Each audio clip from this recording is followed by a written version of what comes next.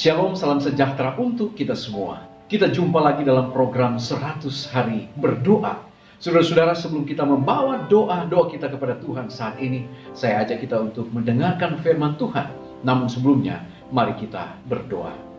Bapa di sorga, kebutuhan kami yang terbesar saat ini adalah tuntunan Roh Kudus-Mu. Saat kami akan membaca dan merenungkan firman-Mu, biarlah itu boleh menjadi berkat penuntun dalam kehidupan kami. Berfirmanlah ya Allah, kami siap mendengar. Dalam nama Yesus kami sudah berdoa. Amin. Pembahasan kita pada saat ini adalah a righteous diet atau diet yang benar. Saudaraku yang kekasih, di dalam Matius pasal yang kelima ayat yang ke-6 firman Tuhan berkata, berbahagialah orang yang lapar dan haus akan kebenaran, karena mereka akan dipuaskan. Saudaraku yang kekasih, seorang dokter yang terkenal di New York, Amerika Serikat, yang bernama Dr. Alan D. Liberson, dia menjelaskan bahwa ketahanan seseorang untuk hidup tanpa makan dan minum sangat dipengaruhi oleh banyak faktor. Faktor-faktor itu berupa variasi genetik, faktor berat badan, dan berbagai pertimbangan kesehatan lainnya. Namun, dia menyimpulkan orang dapat bertahan hidup hingga 3 minggu tanpa makanan dan 4 sampai 7 hari tanpa minum. Itulah kehidupan manusia. Kebutuhan fisik manusia sangat ditentukan oleh apa yang dia makan dan apa yang dia minum. Saudaraku yang kekasih dalam Tuhan kita Yesus Kristus, sebagaimana makanan jasmani, demikian pula dengan makanan rohani. Kehidupan kerohanian kita tidak akan bertumbuh, tidak akan berkembang, tidak akan berbuah apabila kita tidak mengisi dengan makanan rohani di dalam perjalanan kehidupan kita. Saudara yang kekasih, kita lapar dan haus akan makanan dan minuman, oleh karena tanpa makanan dan minuman kita akan mati. Tubuh kita merasa lapar dan haus, oleh karena tubuh menyatakan kebutuhannya yang sangat dalam akan makanan dan minuman. Semakin lama kita menunggu, semakin lama kita tidak memakan sesuatu, maka perut kita akan terasa semakin lapar. Semakin kita merasa haus, tubuh kita akan semakin menginginkan apa yang disebut sebagai rasa haus akan minuman, oleh karena kelangsungan hidup tubuh kita tergantung kepada kedua hal tersebut. Saudaraku yang kekasih, di dalam buku Yohanes, di sana dituliskan ada satu kisah ketika Yesus bertemu dengan seorang perempuan di sumur Yakub. Ketika Yesus berjalan jauh di tengah teriknya matahari, Yesus menjadi lelah dan haus.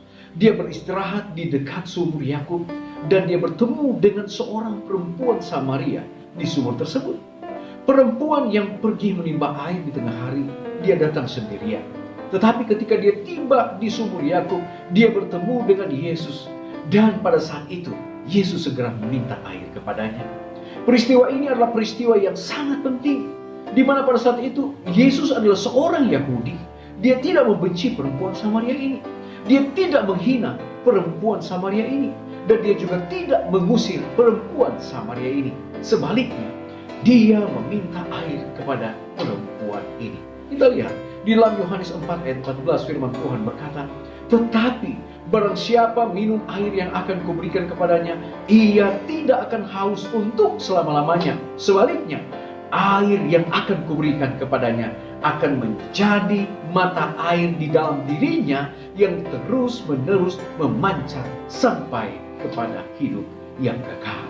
Dan inilah yang Yesus berikan kepada perempuan Samaria tersebut. Saudaraku yang kekasih, berbahagialah mereka yang lapar dan haus akan kebenaran, oleh karena mereka akan dipuaskan. Mari kita lihat lebih mendalam.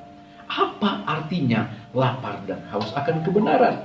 Sebagaimana manusia lahiriah membutuhkan nutrisi dalam bentuk makanan dan minuman, maka manusia batinia kita pun memerlukan nutrisi. Manusia batinia kita merasakan kelaparan atau kehausan, bersekutu dengan Tuhan setiap saat, mengenali dan menggali rahasia kebenaran yang terdapat di dalam Injilnya, dan meminta Tuhan untuk mengajarkan kepada kita cara hidup yang Ia inginkan di dalam kehidupan kita. Saudaraku yang kekasih, kalau kita memilih mengabaikan sikap haus dan lapar akan kebenaran dalam jangka waktu yang lama, tentu akibatnya nurani kita akan mati. Kehidupan kerohanian kita akan menjadi kering, dan kita tidak akan berdaya untuk melawan kuasa daging kita yang diakibatkan oleh karena roh atau kebenaran yang ada di dalam kehidupan kita telah menjadi kering dan tidak mendapat nutrisi kebenaran Injil, sehingga kita menjadi kekurangan nutrisi kebenaran Allah yang seharusnya menjadi makanan rohani kita yang harus kita konsumsi setiap harinya. Timbul pertanyaan, bagaimana cara kita memenuhi akan kebutuhan nutrisi rohani kita? Saudara yang kekasih, ketika engkau bangun dari tidur, apakah engkau berdoa kepada Tuhan? Apakah engkau membaca Alkitabmu, membaca buku renungan pagimu, atau gantinya Anda membuka handphone dan memeriksa status di dalam Facebook Anda, kemudian mulai melihat akan kisah-kisah yang justru membuat kita menjadi gelisah, kita menjadi khawatir, takut dan cemas oleh karena hal-hal yang kita baca di dalam Facebook tersebut adalah menyangkut sesuatu yang negatif. Tetapi kalau kita ganti dengan membaca firman Tuhan, merenungkan firman Tuhan, maka konsumsi rohani kita, nutrisi rohani kita akan semakin baik dan kita akan semakin kuat di dalam Tuhan, sehingga perasaan takut, perasaan cemas, perasaan khawatir kita bisa hilangkan dengan membaca dan merenungkan firman Tuhan. Saudara yang kekasih, di dalam buku Thoughts from the Mount of Blessing halaman 18, Nyonya Ellen G. White menuliskan, kebenaran adalah kekudusan, keserupaan dengan Allah, dan Allah adalah kasih. Kebenaran adalah cinta, dan cinta adalah terang dan kehidupan Allah. Kebenaran adalah diwujudkan di dalam Kristus, dan ketika kita menerima akan kebenaran dengan menerima Dia sebagai juru selamat pribadi kita, maka kita akan diubahkan menjadi serupa dengan Kristus. Matius 5 ayat yang ke-6, berbahagialah orang yang lapar dan haus akan kebenaran, karena mereka akan dipuaskan. Tuhan Yesus memberkati kita. Saya bernama Yesus. Amin. Baik saudara-saudara, kita akan datang pada doa saat ini. Kita akan berdoa untuk pokok-pokok doa. Yang pertama, kita mendoakan agar kebenaran Kristus menutupi dan memenuhi akan kehidupan kita. Kita berdoa untuk gereja-gereja yang menjadi tidak aktif sejak pecahnya COVID-19. Kita berdoa agar para pendeta dan pemimpin gereja dan anggota mengetahui bagaimana cara terbaik untuk menghubungkan kehidupan mereka dengan Tuhan. Kita berdoa untuk para anggota di Myanmar ketika mereka menggunakan internet untuk menyebarkan Injil di masa krisis ini. Baik saudara-saudara, mari kita bertemu dengan Tuhan. Kita gunakan waktu yang indah ini untuk bersama-sama dengan Tuhan. Lewat doa, kita berdoa. Bapa di sorga, kami bersyukur untuk berkat-Mu Bapa. Kami boleh ada lagi saat ini, boleh bertemu dengan Engkau dalam program 100 hari berdoa. Terima kasih oleh karena kami boleh dikuatkan oleh firman Tuhan. Berbahagialah orang yang lapar dan haus akan kebenaran, oleh karena mereka akan dipuaskan. Kiranya kami boleh menggunakan waktu kami untuk belajar firman Tuhan, untuk selalu dekat dengan Tuhan, sehingga kami boleh menjadi pelaku-pelaku firman, bukan pendengar saja. Dan kami yakin ketika kami lapar dan haus akan kebenaran, kami akan dipuaskan.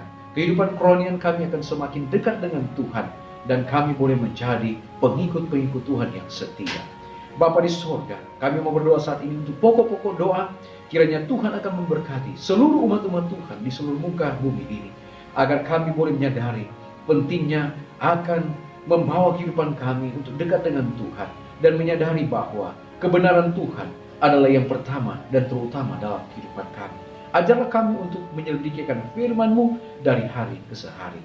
Bapa di dalam kerajaan surga, kami juga berdoa Tuhan untuk umat-umat Tuhan, agar mereka juga boleh selalu setia kepada Tuhan. Ketika COVID-19 ini terjadi, biarlah mereka akan tetap berserah, bergantung dan berharap kepada Tuhan. Kami juga berdoa ya Bapa untuk umat-umat Tuhan yang berada di Myanmar, agar mereka tetap dituntun oleh Tuhan saat mana mereka menggunakan teknologi internet untuk menjangkau jiwa-jiwa, untuk ibadah-ibadah online, agar lewat kegiatan-kegiatan ini boleh membawa jiwa-jiwa untuk dimenangkan pada hari Maranatha. Terima kasih Bapa, biarlah berkat kasih-Mu akan selalu menyertai umat-umat Tuhan di seluruh dunia, agar dalam situasi COVID-19 ini mereka pun akan selalu berserah dan bergantung, bahkan berharap kepada Tuhan, dan kami lebih setia kepada Tuhan sambil menantikan hari Maranatha yang semakin dekat. Terpujilah Engkau ya Allah, dengarlah doa kami, ampuni dosa dan kesalahan kami, dalam nama Yesus kami sudah berdoa. Amin. Baik saudara-saudara, acara kita pada saat ini telah selesai. Kita akan jumpa lagi pada besok hari. Mari berdoa, kita tidak berdoa sendirian. Tuhan Yesus memberkati kita. Amin.